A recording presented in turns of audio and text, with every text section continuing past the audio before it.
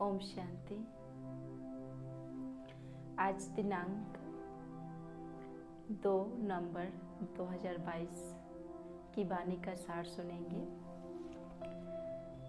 बाबा कह रहे हैं, मीठे बच्चे, अब श्रीमत पर मन और बुद्धि को भटकाना बंद करो। एक बाप से संबंध जोड़ बुद्धि योग लगाओ तो सब संबंध, सब बंधन समाप्त हो जाएंगे। तो बाबा ने क्या कहा? अब श्रीमत पर मन बुद्धि को भटकाना बंद करो।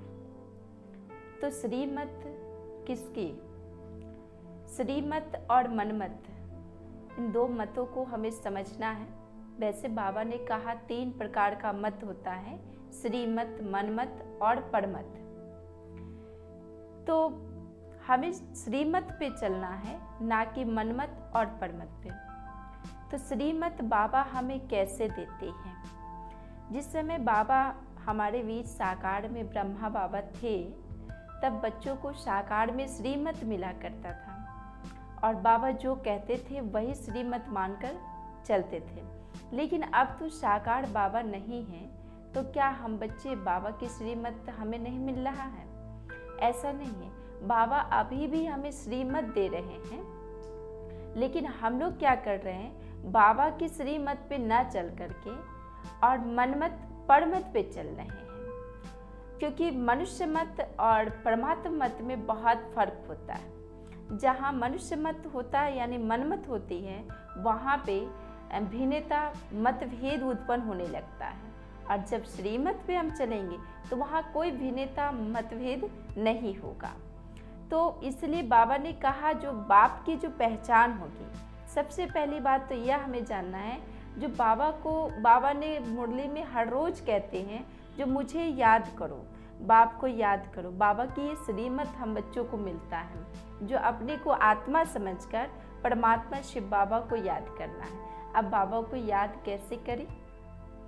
क्या अभी भी हम यह सोचते हैं जो बाबा परम धाम में ही हैं, परम धाम में ही हम जा कर के हमारा योग लगता है? ऐसा नहीं है। बाबा तो परम धाम से नीचे आ गए, है ना। तो एक ब्रह्मा का शरीर छूटने से तो ये तो नहीं हुआ जो शिव बाबा का पाठ खत्म हो गया और शिव बाबा जो है परम धाम चले गए और हम बच्चे के जो बुद्धि योग होता है वो परम धाम जाए तब वहाँ से बुद्धि योग लगेगा।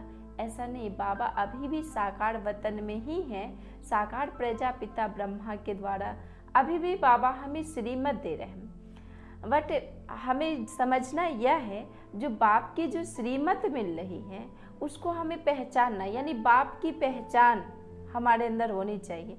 जब बाबा की पहचान नहीं होगी, जो बाप है कौन, उसको हम जानेंगे नहीं, तो फिर हमारा बुद्धि योग कैसे लगेगा? अर्थ यानी जब हमारे अंदर पूरा समझ ज्ञान नहीं होगा तो बाबा की याद नहीं हो पाएगी। इसलिए बाबा को पहचानना बेहद जरूरी है। इसलिए बाबा ने कितना अच्छा कहा, एक बाप से संबंध जोड़ बुद्धि योग लगाओ तो सारे बंधन मिट जाएंगे। अभी कई बच्चे जो है दैहिक बंधन, सुख साधनों की बंधन में लगे रहते हैं, क्योंकि उनकी अवस्था भी अशरीरी स्थिति वाली अवस्था नहीं बन पाई है। तो इसलिए हमें उस परमात्मा से जब संबंध जुड़ेगा तभी बाबा को हम यथार्थ रूप से याद कर पाएंगे, यथार्थ विधि जानेंगे, यानी यथार्थ रूप से बाप को पहचानेंगे, तभी यथार्थ योग लगेगा। फिर बाबा आज का प्रश्न में कह रहे हैं, जो बाप संगम पर तुम्हें कौन सा पुरुषार्थ कराते हैं जो सारे कल्प में नहीं होता है? उत्तर, बंधनों से बुद्धि योग निकाल, संबंध से बुद्धि योग जोड़ने का पुरुषार्थ अभी बाप तुम्हें कराते हैं। इस समय ही एक तरफ तुम्हें संबंध खींचता तो दूसरी तरफ बंधन खींचता है। यह युद्ध चलती रहती है। आसुरी बंधन से ईश्वरीय संबंध में आने का यही समय है, क्योंकि ईश्वर को यथार्थ रूप से तुम अभी जानते हो। ईश्वर को सर्वव्यापी कहने से संबंध जोड़ने के बजाय टूट जाता है, बुद्धि विपरीत हो जाती है। इसलिए जब यथार्थ पहचान मिली तो संबंध में आने का पुरुषार्थ करो, है ना। कितना अच्छा बाबा ने कहा, जो बाप की यथार्थ पहचान मिली तो संबंध में आने का पुरुषार्थ करो। भावार्थ यह हुआ, बाबा का कहने का भाव यह है, क्योंकि बाबा ने ये नहीं कहा है जो मुरली सुनो और उसे बस सुन लिया, उसको समाया नहीं, धारण नहीं किया, मंथन नहीं किया, तो फिर फायदा ही क्या हुआ। तो रट्टूमल की तरह हमें हर रोज मुरली सुन नहीं लेना है, बल्कि बाबा के एक एक पॉइंट को, बाबा का जो ज्ञान है उसको स्वरूप में धारण करने की आवश्यकता है। तो बाबा ने कहा, जब बाप का यथार्थ पहचान मिली तो संबंध में आओ।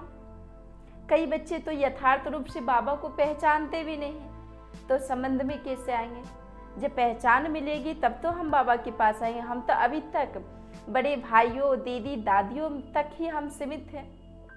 जो इतने पुराने दादी हैं, इतने पुराने भाई हैं, बहुत अनुभवी हैं, हम उनके अनुभवों के आधार पर चले। जबकि बाबा ने क्या कहा है, फॉलो फादर। बाबा ने कभी ये नहीं कहा है जो आप किसी भाई बहनों को फॉलो करो। तो हमें शिव बाबा को फॉलो करना है, तो शिव बाबा कर्म जो कर रहे हैं साकार में, तो साकार ब्रह्मा को हम अनुसरण करेंगे ना। ऐसा तो नहीं है जो शिव बाबा को फॉलो करेंगे। शिव बाबा जब साकार में आते तभी उनका कर्म होता है। तो इसलिए जब आप उनको फॉलो करेंगे तभी आपका संबंध में आ पाएंगे। और संबंध में जो बच्चे संगम युग में साकार माता पिता के करीब होंगे, वो उतना ही सतयुग में भी करीब जाएंगे। यदि यहाँ पे वो माता पिता से दूर है, भाई बहनों की कनेक्ट यानी उनके नज़दीक है, तो सतयुग में भी हम प्रजा घराने में ही जा पाएंगे, राजघराने में नहीं जा पाएंगे, है ना। कई बच्चे यह सोचते जो मैं कृष्ण के राज्य में जाऊंगा, ब्रह्मा बाबा को मैं इसलिए याद करता हूँ, जो ब्रह्मा बाबा जिस राज्य में होंगे उनके सखा सखी बनकर उनके साथ मैं सतयुग में रहूँगा, राज्य करूँगा, है ना। लेकिन जब हम यह जानेंगे जो ब्रह्मा बाबा का, वो तो जन्म देने वालों में से नहीं है, उनकी तो जन्म होगी ना, उनके जन्म देने वाले माता पिता होंगे ना। अब उनका जन्म कहाँ हो रहा है, उनके माता पिता कौन है, इसको भी तो हमें समझना है। जब आप जानेंगे तभी आप पुरुषार्थ करेंगे। बाबा ने क्यों मुरली में कहा है, आज की ही मुरली में बाबा ने कहा है, जो एक मकड़े जो होता है, यानी वो जब एक अपने घर से बाहर निकलती है तो उसके साथ साथ और सारे जितने भी मकड़े होते हैं, जैसे वो भी उसके साथ चली जाती है। ठीक इसी प्रकार से जहाँ कृष्ण का पाठ होगा, जहाँ कृष्ण का जन्म होगा, है ना, तो उनके जो फॉलोअर होंगे तो वो जो यथार्थ कृष्ण को पहचानेंगे। अभी भी कृष्ण ब्रह्मा बाबा का पाठ चल रहा है, बाबा अभी भी पुरुषार्थ कर रहे हैं। बाबा ने स्पष्ट कहा, जब मैं अव्यक्त होकर के भी मैं पुरुषार्थ करता हूँ, लेकिन ब्रह्मा बाबा का पुरुषार्थ कहाँ चल रहा है तो बच्चे नहीं जान रहे। बहुत सारे बच्चे यह समझते थे जो ब्रह्मा बाबा जो हैं और शिव बाबा कंबाइंड होकर दादी गुलजार दादी के तन में आते थे, तब बाबा मिलन करने के लिए मधुबन जाया करते थे। पर अब तो दादी गुलजार दादी भी नहीं है, तो अब किनसे मिलन मनाएंगे। क्या साकार में बाबा की पालना हमें नहीं मिलेगा? क्या जो बाबा ने मुरली में कहा, तुम संग खाऊं, तुम संग खेलूं, तुम संग रास रचाओ, क्या ये जो सौभाग्य हम बच्चों को प्राप्त नहीं होगा? अवश्य होगा, क्योंकि बाबा का अभी भी साकार में पाठ चल रहा है। बल्कि आपको जानना और पहचानने की आवश्यकता है। अगर अभी भी आप अपने आँखों पे पर्दा लगा के रखेंगे, यानी कहते हैं ना, जैसी दृष्टि वैसे सृष्टि। अगर हमारी दृष्टि, चश्मा जो हम काला पहनेंगे तो सब कुछ काला ही दिखेगा। तो इसलिए हमारे अंदर जो है ज्ञान तो हम समझते हैं, पुरुषार्थ भी हम बच्चे बहुत अच्छा कर रहे हैं, ज्ञान में योग में तीव्रता है, परंतु यथार्थ पहचान नहीं होने के कारण हमें वर्षा भी पूरा संपूर्ण वर्षा जो बाबा से मिलना चाहिए वो हमें नहीं मिल पाएगा। इसलिए अब वक्त है, यानी बाबा हर रोज की मुरली में हमेशा हम बच्चों को यह संकेत देते हैं, जो बच्चे यथार्थ रूप, बाप की यथार्थ रूप के पहचानो, क्योंकि विनाश सामने खड़ा है ना। यदि अभी आप बाप की यथार्थ रूप को नहीं पहचानेंगे तो बाबा को याद नहीं कर पाएंगे, फिर इस महाभारी विनाश से कैसे बचेंगे, फिर सतयुग में हम कैसे जाएंगे, है ना। तो हमारा पुरुषार्थ सूर्यवंशी घराने में जाने का होना चाहिए, ना कि चंद्रवंशी घराने में। तो जो ज्ञान सूर्य की पालना में पलेगा वही सूर्यवंशी घराना में जाएगा। अगर ज्ञान चंद्रमा की पालना में हम पलेंगे तो हम चंद्रवंशी घराने में जाएंगे, है ना। तो इसलिए हमें ज्ञान सूर्य, जो ज्ञान सूर्य शिव बाबा का जो पाठ है उस पाठ को पहचानना है और उनकी साकार पालना का हमें भी अनुभव करना है ना। वो सुख का फील करना है, जो बाबा के प्यार का फीलिंग जो और पुराने भाई बहन जो किए हैं वैसा फीलिंग आप भी कर सकते हैं। ये सौभाग्य आपको भी प्राप्त होगा। बहुत सारे बच्चे भाई बहनों के मुख से यह सुनने को मिलता है जो बाबा के साकार प्यार तो हमें मिला ही नहीं, है ना। तो ऐसा नहीं है, बाबा आज भी साकार में है, बल्कि हम पहचान नहीं रहे हैं बाबा का यथार्थ पहचान नहीं है। इसलिए हमें ऐसा लगता है जब हमें साकार में बाबा का प्यार नहीं मिलेगा, बल्कि आप बहुत सौभाग्यशाली बच्चे हैं जो अभी भी बाबा का पाठ साकार में चल रहा है। बल्कि आप पहचाने, जाने, यथार्थ को समझे। ये नहीं जो हम सिर्फ मुरली को पढ़ लिए हो गया, बाबा को योग कर लिया, बाबा ने कहा जो बाबा को याद करना याद कर लिया, मुरली सुन लिया हो गया, सेंटर पे चले गए या यूट्यूब नेट के माध्यम से हम मुरली सुन लिए, ये सही है। नहीं, ऐसा नहीं है। हमें यथार्थ बाप की पहचान होनी चाहिए, है ना।